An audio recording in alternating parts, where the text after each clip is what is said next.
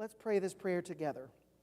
Almighty God, who has inspired the church to be a perpetual witness to Christ Jesus, be with us as we celebrate and reflect on the first 175 years of St. Paul's Episcopal Church, and guide us by your Spirit in the years ahead, that we may know you and share your love throughout the world, through Jesus Christ our Savior. Amen. This past Monday, you might have read in the newsletter this week that last Monday was the 174th anniversary of the founding of St. Paul's. A lot has happened since then, and I hope that we will take the next year, the next 12 months, to reflect on where we have been as a church, not only in the last few years, but even over the last 175 years, and that by reflecting on and celebrating what has been before us, that we'll be able to see a little more clearly what God is calling us to do and who God is calling us to be for the years ahead. Birthdays and anniversaries are wonderful opportunities not only to celebrate the past, but to give thanks for and to hope for what comes ahead. And it would be too small a thing for us to get together and say, bully for us, 175 years, hooray, hooray. We've got a lot to do. What I hope that we will do during our conversation today is to share some thoughts, some ideas, some imaginations for what we might do this year to commemorate and celebrate, to give thanks and to hope.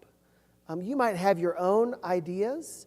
You might have your own pulls or draws or imaginations, building on what you've experienced in this place before, but again, hopefully focused on what lies ahead of us. What I'd like to do a little bit today is to make plenty of time for us to hear from each other, and I'll also share just a little bit about our parish's history. But let's start not with 5 slips of paper, but let's start with another exercise. I want everybody here, and those of you watching online, I want you to think about when you first became a part of St. Paul's. See if you can remember the date. If not the day, at least the year or the season of the year. And I'll let you define that however you want. Some of you might have been born into this church. Some of you might have become a part of this church long before you officially became a member. I'll let you decide. Think about when you first became a part of the St. Paul's community. See if you can think of that date. And it might be too early for us to do math, but I want you to see if you can figure out how many years ago that was, and round up or down to the nearest year.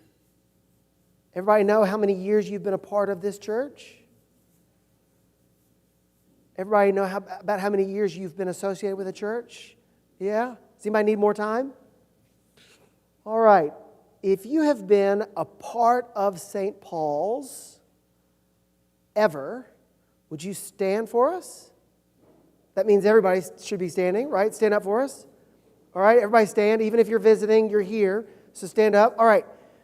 If you have been a part of St. Paul's for longer than 1 year, would you stay standing and everybody else sit down?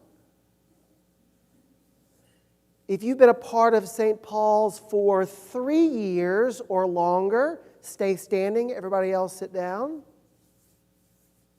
If you've been a part of St. Paul's for 5 years or longer, stay standing, everybody else sit down. What about 8 years? If you've been a part of St. Paul's for 8 years or longer, stay standing. Everybody else sit down. Ooh, it's getting longer. If you've been a part of St. Paul's for 10 years or longer, stay standing. Everybody else sit down. What about 15 years? 15 years or longer, stay standing. Nobody sat down that time. What about, let's go 20 years? If you've been a part of St. Paul's for 20 years, so we lost a couple. All right. If you've been a part of St. Paul's for 25 years or longer, stay standing. 30 years or longer, stay standing. Elliot, you're it. How many years have you been a part of St. Paul's? 32. Wonderful. I love to think about the stories that each of us has to tell. And if you've been a part of St. Paul's for a day, you already have stories to tell. You've experienced community. You've experienced worship. You've experienced this place. A year, 4 years, 8 years, 33 years, 32 years. Many of our stories will overlap. Some of them will be different. Some of us who lived through the same experience would tell different stories. All right, second exercise, I want you to take those 5 slips of paper. If you've just walked in, you can get 5 slips of paper. Where can we get extra paper? Are we almost out? If you don't have slips of paper, then you can just do this exercise in your mind. We should be pretty close. We should be pretty close. So on each of your 5 slips of paper, I would like for you to write the things you love most about St. Paul's. 5 things that you love most about St. Paul's. 1 on each sheet of paper. The 5 things you love most about St. Paul's. If you need a pencil, they've got some, yep. So it's going to take a minute. You write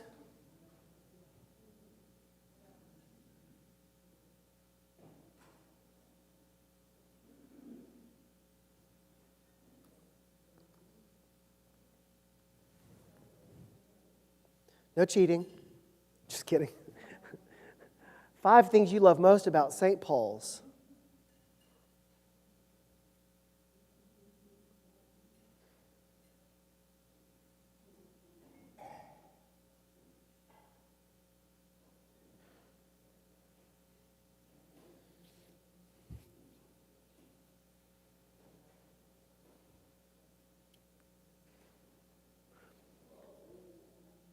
Feel free to write in shorthand. You will be the only person that reads these.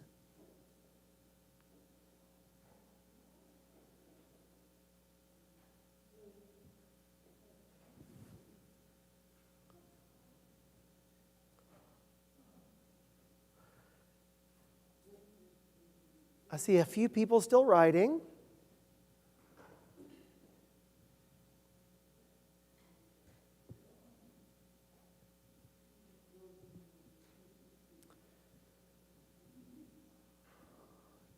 Take a minute more.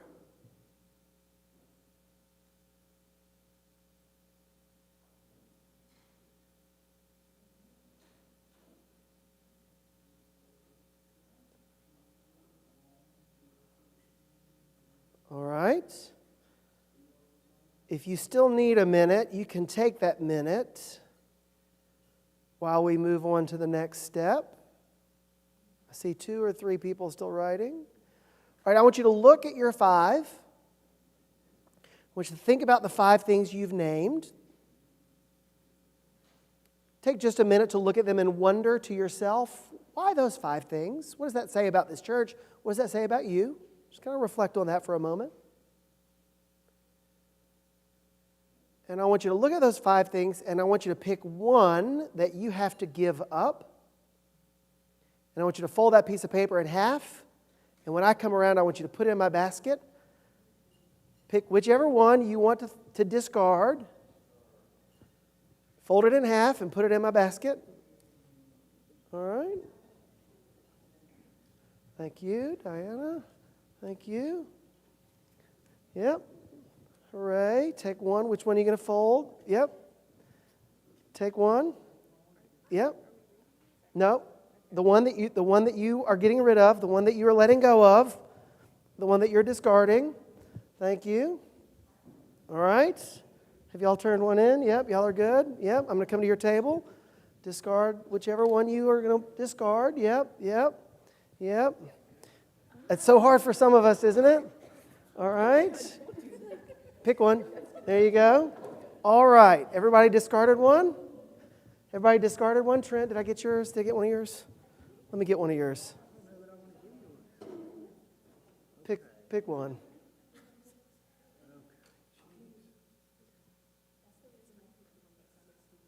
Pick one. Some of us have an easier time with this than others. You and Kristen both. All right. Up. Pick one. Pick one. Hooray. All right. Everybody discarded one? All right. Thank you. Now look at the 4 you have left. I want you to pick another one to let go of. Pick another one. Which one are you going to let go of? Let me have it. I don't know if it gets easier or harder. For some of you, it gets easier. For some of you, this is even more painful. Which one are you going to let go of? Thank you. Thank you. Thank you. He even ripped it in half.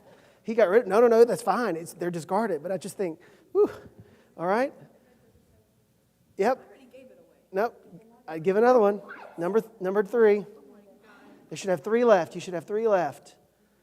All right. Thank you. Thank you. Thank you. All right. Oh, it's up to you. Star, do you have one to give up? I can't hear because of the echo. Oh, great. I'm sorry. Do you have one to give up? One of the ones. Did you write anything down? Oh, you wrote all of them down on one. Got it. Thank you. All right. Who has not given one up yet? Anybody not given one up yet? Trent, I'm coming to you. Yep. All right. All right. All right. That seemed difficult. Francis, have you given one up? Okay. All right. All right. Look at the 3 you have left. Really, really whittling it down now, aren't we? All right. Pick one. Got to give up another one. Give up another one. Give up another one. Put it in the basket for me. Great. All right. There we go. Some of y'all, this is coming easier. Yep. All right. Yep. One. Give one up. All right. I know. All right, this table. I've never been over.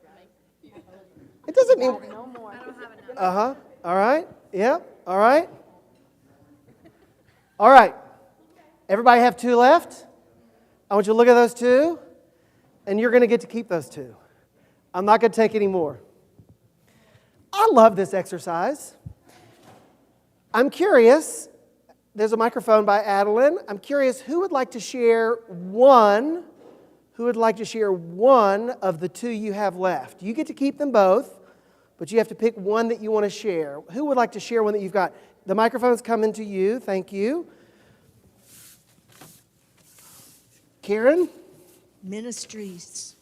Ministries. Love it. All right. Who else would like to share? Thank you, Liz. The acceptance of all people. The acceptance of all people. Who else would share? Yep, in the back.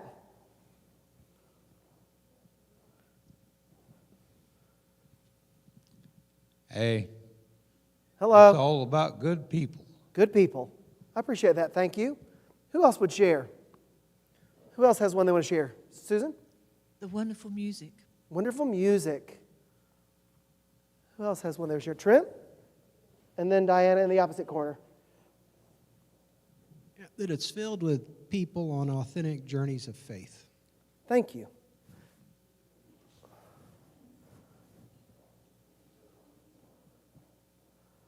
The parish leadership, it's so inspiring. Parish leadership. Thank you. Anybody else want to share?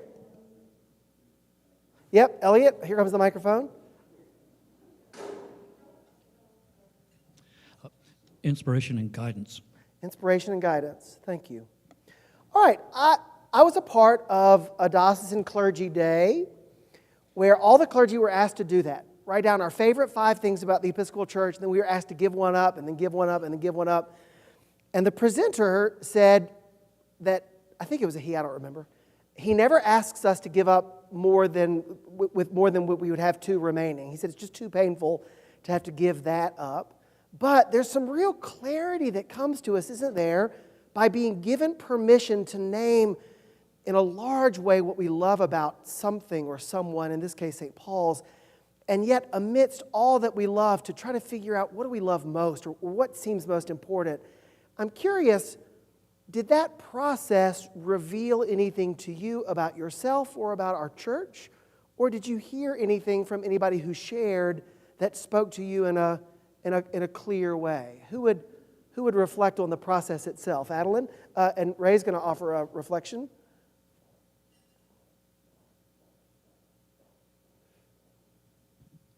Well, Trent's remark about being around other people on an authentic journey of faith was much more insightful than any of the little scraps of paper I generated. Yeah. It spoke to you. Thank you. What else would you share about the process or about what you heard? Which was hardest? The first one? The third one? Angela's not answering that question. She has a different reflection, perhaps. Yep. As always. Our table had a lively conversation as we decided what our top two were going to be. And I think it came down to we couldn't give up ourselves. And so where did we see ourselves reflected in, whether it was the programming or the people or the value that we were naming, we couldn't give up ourselves. Thank you. Thank you. I appreciate that. Other reflections? Other reflections? Yeah, Trent. Yeah, I guess the first one was the hardest for me because I think St. Paul's is such a multifaceted community that can't just be boiled down to one essential, at least to me. Yeah. And so giving up the first one was the hardest, kind of breaking the ice of that. Yeah. Thank you. Thank you. What, Kristen? Piggybacking off of Trent, I mean, it does show I don't often just stop and think, what does St. Paul's mean to me?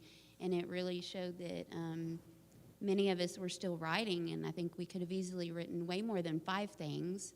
And giving up any part of that would be giving up a huge part of who we are, what we believe, how we have grown as a community and a church family.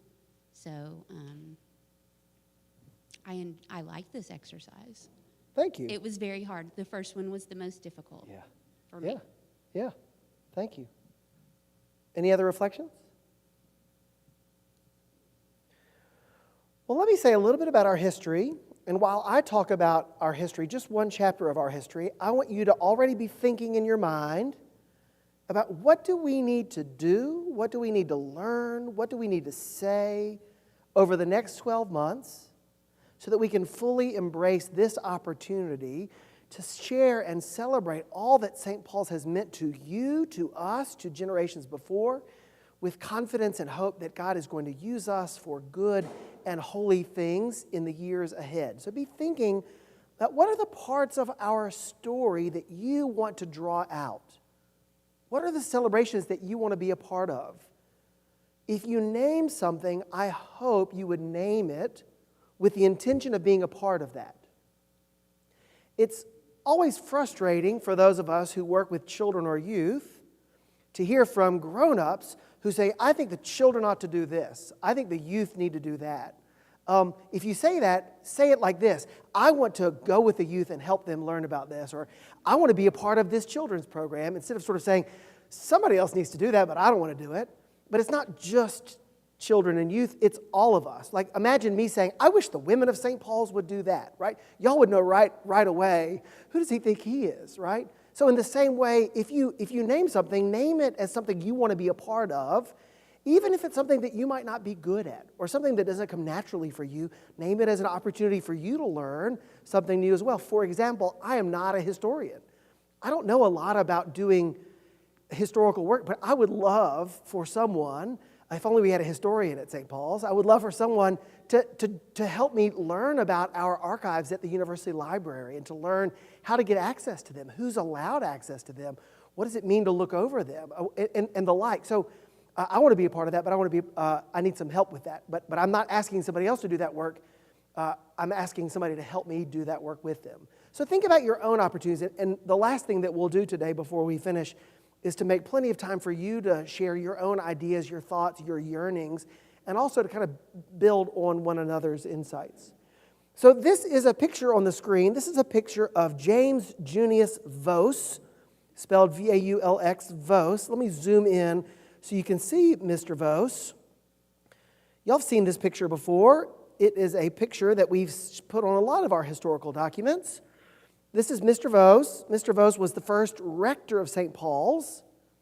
He was not the first Episcopal clergyman to be associated with St. Paul's or with the Episcopal Church in Fayetteville, but he's the first person to serve as the rector of St. Paul's, and he is one of the longest-serving rectors in our history. James Junius Vos was the rector, as you can see at the bottom of the screen, from 1876 until 1902. That's about 26 years. That's a fairly long tenure, even back then. We'll look at the tenures of the clergy later. You might, when I first saw this picture, I thought, what a beautifully laced alb that he's wearing. Those are just water spots on a picture. I don't think he's wearing lace. But I do note, as you will see, that Mr. Vos is wearing a chasuble, the thing that Adeline and Suzanne and Laura and Lynn and Chuck wear, but the thing that I don't wear in church. It looks like a poncho. It's the fact that our first rector is wearing a chasuble tells us something about the churchmanship and the style of worship in this place, and also the nature of Father Vos is probably how he went back then. In this part of the world, back in the 19th century, there weren't that many priests who would wear the poncho, the chasuble. Most would dress the way I dress, in cassock and surplice. That's kind of in the south and the southern middle of our country. That's Texas, think Oklahoma. Lots of sort of low church people who would wear cassock and surplice. But the fact that Mr. Vos, Father Vos, is wearing a chasuble tells us that even in its beginning, St. Paul's had a little bit of that Catholic flair, if you will. Though some of you, and I don't have a picture of it, some of you might remember Marius Lindlof or have seen pictures of Mr. Lindlof. He was far more likely to wear a cassock and surplice, right? He did not. He was more of the low churchman and high and tight and low in churchmanship. So anyway, just little things like that worth noting. Let me read for you all a little bit of this account. Whoops, let me go back. So you can see, if you can see at the top of this, this is a publication from the Washington County Historical Society. And this particular publication was published in August of 1966. Think about where you were in August of 1966. If you were alive in August of 1966, many of us were not alive then. But that means that this publication, which quotes basically in its entirety the most detailed history that we have of the early days of our church, that really in some ways this hasn't been updated or shared in any widely available way since 1966. So think about how much we might have learned about ourselves since then. I'd like to read for you a few things about our church, and then I'll ask for your questions and comments about that before we move to what we will do at the end, which is to hear from your ideas. First, I want to note that Mr. Vos became the rector in 1976, and he retired officially in 1902, but we have a letter of his resignation back in 1880. 22 years before he retired, 4 years after he arrived. So apparently he offered his resignation, but either the church didn't accept it or he changed his mind. But we have in our archives a copy of his letter of resignation. We also have in our archives from about 6 months before his resignation, minutes from meetings and letters that were written critical of Mr. Vos's preaching. So apparently the congregation didn't warm to his preaching very well, and he said, fine, I'm out of here. But somehow there was a change of heart. And there's a lot of that story that's missing because he still persisted as our rector for 20 more years after that. So whether his preaching changed or whether the hearts of the faithful changed, I don't know. But there was certainly some change of heart. So it's worth noting a little bit about Mr. Vos's history. But what I want to do is I want to go back even further than that. And this text is small and it's not great. I'm going to read it. Well, it's not that text. I'm going to read it so you don't have to worry if you can't see it, because I recognize that this scanned copy is not great. But I want to read before Mr. Vos got here. I want to read about the Episcopal Church in Fayetteville, and I want to read a little bit about how it got started, and then it stopped, and then it got started again. And I'll tell you that this account was written by the Reverend W.C. Stout, who our records show was the second Episcopal clergy person to come and minister in Fayetteville and the surrounding area. But this is before we became a parish, 1840 and then following. Let me read you about this. The gospel was first preached in the town of Fayetteville by a clergyman of the church in the year 1840. This clergyman was the Reverend William Scull, at that time U.S. chaplain at Fort Gibson, and afterwards missionary of the Domestic Board of Missions of the Protestant Episcopal Church. A parish was organized and a respectable sum raised by subscription for the support of the minister. Sounds like things got off to a good start. At this time, the prospect was most flattering. No preacher so popular as this missionary, no services so well attended as those of the church. Very soon, however, a revulsion took place. The house was no longer crowded. The congregation still declined, and in a little more than 1 year, the missionary officiated to a few friends of the church. The missionary's popularity was not only gone, but great raucous and animosity had taken its place. Of the causes, real and alleged, producing these adverse events, it is not essential to this record to relate. They are therefore passed by as things best to be forgotten. All attempts of the missionary to retrieve his former standing were unsuccessful. After 3 years, the missionary resigned and the parish remained vacant until September 1847, and now we're getting close to our anniversary, enjoying only the occasional services of the bishop and the missionary at Fort Smith. The parish organizations became extinct. At the same time, the field of labor became more firmly occupied by various sects, which means the Methodists and the Presbyterians and the Catholics and the Baptists and all those folks, their churches are growing, but Episcopalians are struggling in Fayetteville and the surrounding area. Let's read a little bit more. Those who adhered to the church, however, were anxious for her services and besought the Right Reverend G.W. Friedman, Mississippi Bishop Southwest, to procure them a minister.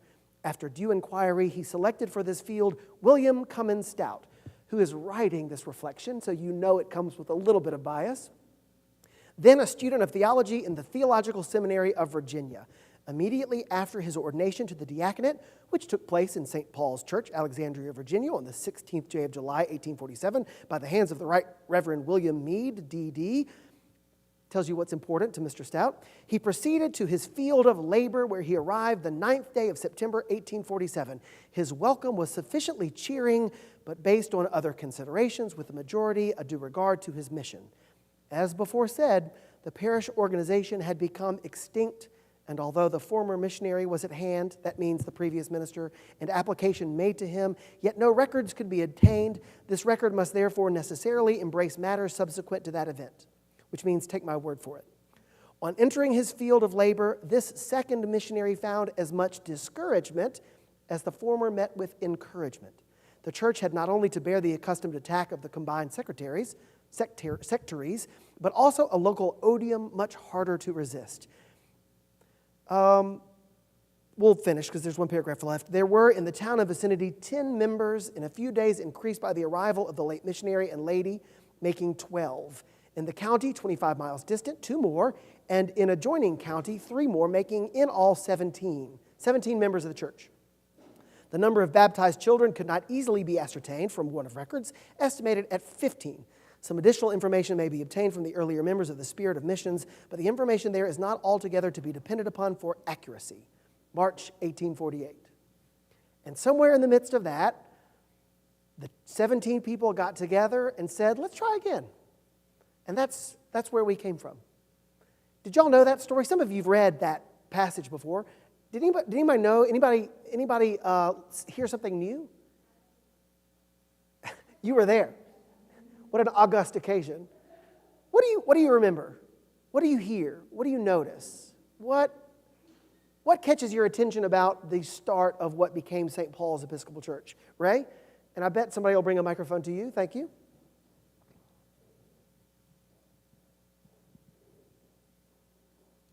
Many years ago, I read a book about a Episcopal priest who was a missionary to the Indians in the northwestern United States, and I forget the man's name.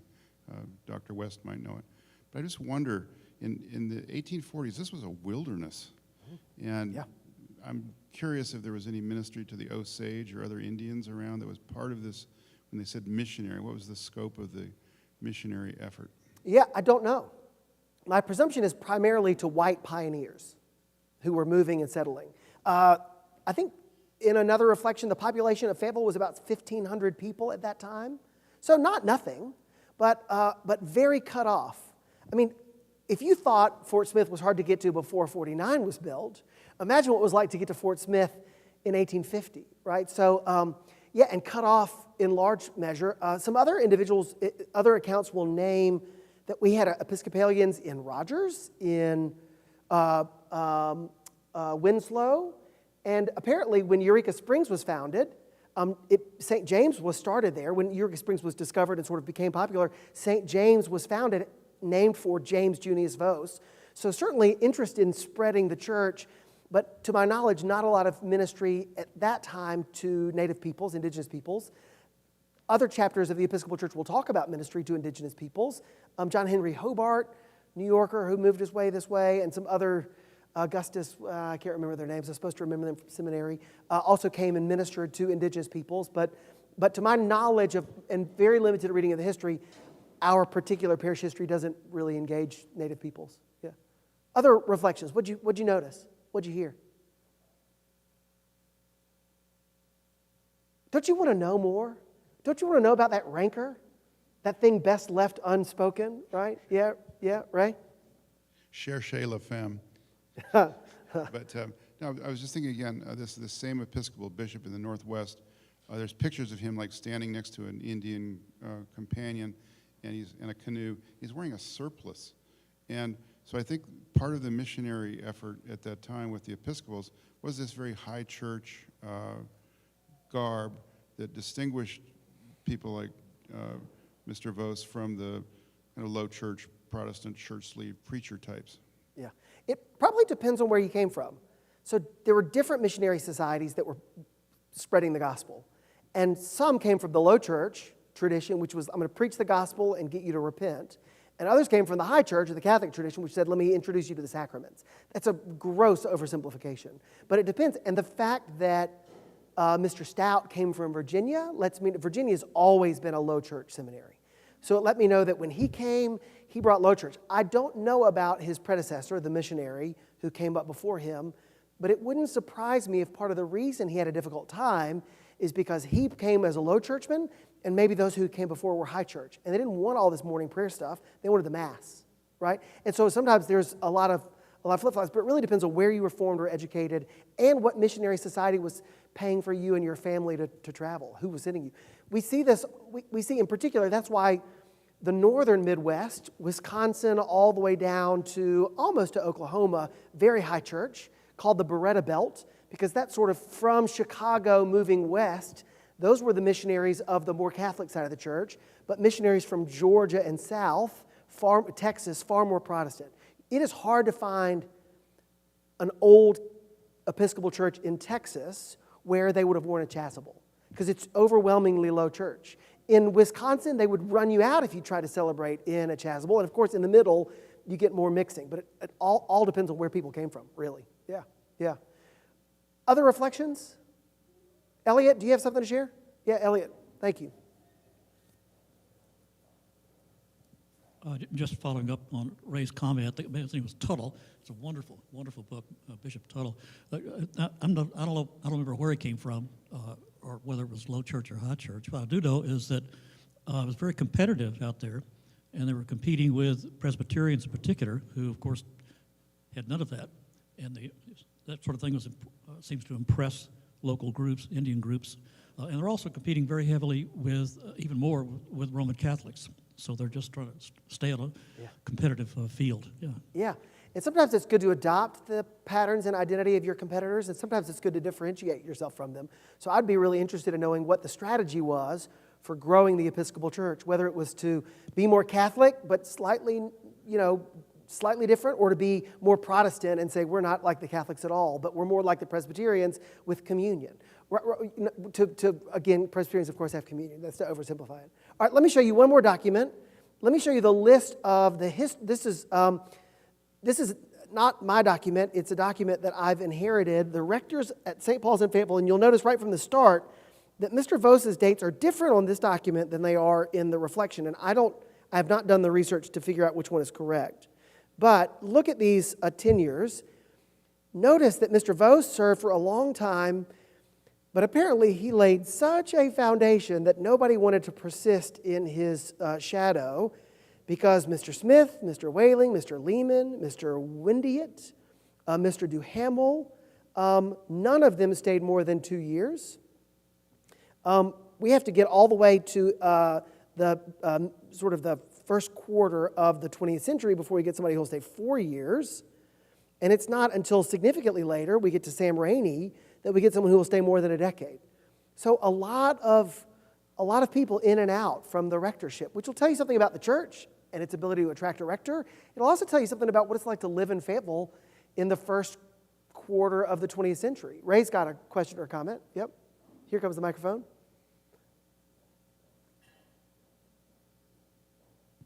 I'm curious, in this middle period, is Fayetteville ministry a stepping stone to somewhere else? They were trying people out here, and then they go to Dallas or Chicago or St. Louis or something? Yeah, I don't know. That's a great question for historical insight. Yeah, which would say not only about them, but about the nature of our church. Yeah, absolutely. Also, today, right now, in the Episcopal Church, it is very, very difficult to get priests to move to rural areas. Our diocese is having a really hard time. There are churches that will pay a very good salary in a very healthy, thriving place, provide you a really nice rectory and a great ministry and place to live. We can't get people to move to Pine Bluff, to Mountain Home. It's very difficult.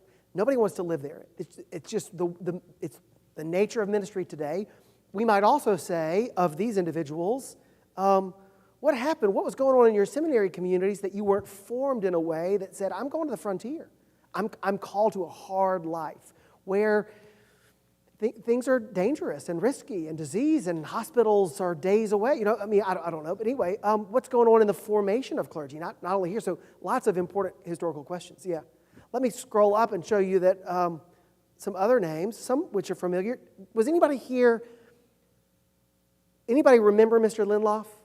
I don't think anybody here remembers Mr. Linloff, but I bet some of you will remember Mr. Salmon, Bishop Salmon. Y'all remember Ed Salmon? Some of y'all knew of him in the community. And then, of course, as we get more familiar, Fred Jones, John Coffey, Russ Murphy, Lowell Grisham, and me. But you'll see a little more tenure there. Linloff was here for a long time, 25 years. By some accounts, the longest-serving rector in the parish. Depends on which dates you use for Mr. Voss. But then we have got several starts and stops. 8 years here, 8 years here, 2, 3 years. Lowell was here for 20 years. That's a long tenure. I've been here for 4, something to think about. Just think about this. I don't think it is a good idea for us to only describe our history in terms of rectors, a bunch of old white guys, many of whom are dead. But I do think that is one way to remember and to look at photographs, sermons, letters, documents, vestry minutes, to discern what's going on in the life of the parish, because clergy, for better or for worse, are often the sort of lightning rods for what people like or don't like. So it's interesting to see what are people grumbling about in those days. So a lot to give thought to. Anyway, let me stop and listen to you. So my question to you today is, how do you want us to celebrate, to learn, to study, to reflect, and to build for our future? Reflect on our past, building for our future. What are some of the ways that you want us to celebrate? What are some of the questions you want to ask of our history? What are some of the topics you want us to explore? What are the things that you want us to know about St. Paul's as we prepare to step toward the next 175 years, perhaps? Who's got something? Ray's got something to share. Thank you. I'm going to try to take notes. Yep, Ray? I would like you to study the careers of the long-lasting pastors here, why they lasted so long, and what they were able to accomplish. Thank you. What else? What else do you want to know about our church, about our history? Emma? I think it would be fascinating to look at the role of women's groups and women in the church over the last 175 years, along with youth and children's ministry, how that has emerged and become so central to our identity. Great, thank you. Karen? I would like to know what role St. Paul's played in the bigger community throughout our history. As I meet people around town a lot, and I tell them that I go to St. Paul's, a lot of them have said, even though they don't come to St. Paul's or they go to other churches, they say, that is a great church with all the outreach that you all do. Mm-hmm. I wonder, like you, I wonder how that language might have shifted over the years. I wonder if we've always been a church that does a lot, or if we were a church that looks pretty. Sometimes people will say, oh, that's a beautiful church. Sometimes people say, oh, y'all do so much good in the world, right? Sometimes y'all say, oh, y'all have great music. I'm always interested to know that. Trent. So when Lowell was preparing to leave, there was a retreat here where we were invited to reflect on the culture of St. Paul's and the things that we valued about the culture of St. Paul's. And one of the things that came up for me in that was kind of a Benedictine spirituality, and specifically this whole concept for me that I'd never been introduced to before, which was a rule of life, which has helped bring balance and a path to my journey of faith. And I'm wondering, where did that come from? I mean, has that always been a part of the Episcopal Church? Has it always been a part of St. Paul's? Or where did that come from? But it's been profound to me, and I'm not sure how many other people it's been profound to, but I'm just curious about that. Thank you. Elliot? A couple of things. First, from Suzanne, she's in North Carolina right now, but she asked me to suggest, again, following up on Karen's idea, that we try to go back and sort of describe the community of Fayetteville at the time that the church was founded, give us a sense of what that was. She went to the point of looking at the original boundaries of the town, which was College, Dixon, Gregg, and South, so quite small. She suggested at some point everybody walk the boundary and then do some research and say, for example, right down Dixon here, there was a large pen with 300 pigs just down the street, and within that boundary, 150 enslaved people within that small area. So it's, put it in that historical context. Also, following up on what Karen said about the role of the church over time, she was reading the newspapers in the 1920s and 30s, and there were these very large congregations, Baptist and Methodist, of course. The First Presbyterian was a huge church right down the street. And St. Paul's in the church news is consistently referred to in quotes as that little church around the corner. I don't know what that means. Yeah.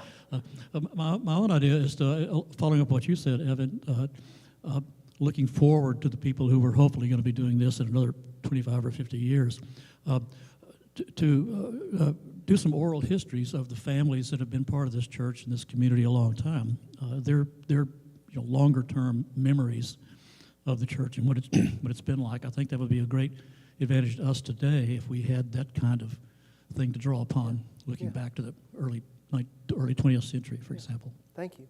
Thank you. Mr. Vose's memoir, which is, I didn't read from it, but the rest of this particular this issue mentions a lot of names that are familiar to us. McElroy, right? Who are Lewis, others who were important to the founding of the pioneer families who came to our city, who also became a part of our church. There's a lot to be learned from that. Yeah, for sure.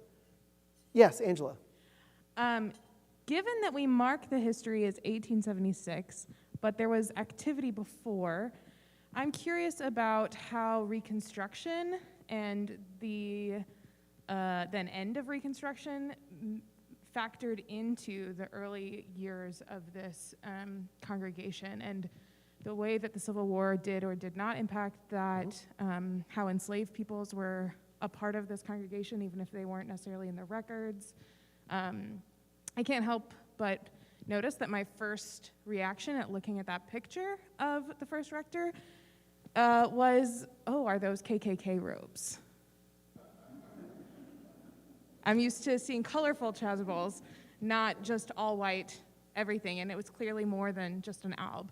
And so I'm curious about that, and following up on Ray's point earlier, that what was the interaction with indigenous peoples as they were coming through and here already? Thank you. We name 1848 as the founding of St. Paul's, which is before Civil War. So although Mr. Vos was the first rector as of 1876, we didn't have enough money for a rector, a subscribed minister, but we identify as a church from 1848. So there will certainly be some records about what this church said or didn't say during the Civil War and Reconstruction. Yep. Following up on that, the earliest papers Suzanne has found so far, they are just a short span between, I think, December of 60 and March of 61, which of course is secession. And this is a local paper, it wasn't the church, but just full of rabid anti-abolitionist sentiment. But it'd be interesting to see did the church take any kind of a stand? I have a guess what it would be, but we wouldn't like it. But for somehow we could study that, figure it out. Yeah, thank you. Ray, right there. Oh, no, Julie, or who's Julie? Yep, and then back to Ray. Yep. I'd like to see how the mission of the church changed over the years, kind of if it aligns with the time periods of the rectors or how it aligns with the church overall and what we're doing in that area. Thank you. Thank you. Ray. I think you'll find that most of the KKK symbolism is derived from the Masons, who in turn mined the visual symbolism of the Roman Church. All right, let me draw a line under it. I'm going to add one thing. I want to do has anybody seen the movie Waiting for Guffman? Have you seen the movie Waiting for Guffman? Schitt's Creek, do y'all know Schitt's Creek? Eugene Levy and others. So many of that cast have been in a couple of movies. The dog show movie, Best in Show, the dancing movie about Left Feet. But anyway, Waiting for Guffman is that crew putting on a community musical, and they think someone's coming from Broadway to see them, and they get really excited about it. I won't spoil it for you. I would love for us to do like a founders play, but with the kind of tongue-in-cheek of Waiting for Guffman, and I'll be in the play, the musical. I would love it.